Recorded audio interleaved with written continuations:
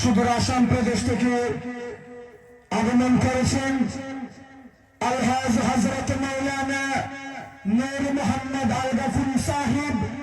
হযরতকে মূল্যবান বয়ান পেশ করার জন্য মাহফিল কমিটির পক্ষ থেকে সবিনয় অনুরোধ করছি।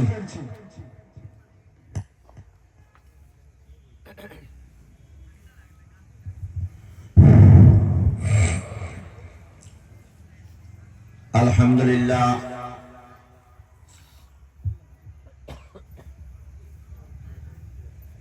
আলহামদুলিল্লাহ নাহমাদুহু ওয়া নাস্তাঈনুহু ওয়া নাস্তাগফিরুহু ওয়া নাউযু বিল্লাহি মিন শুরুরি আনফুসিনা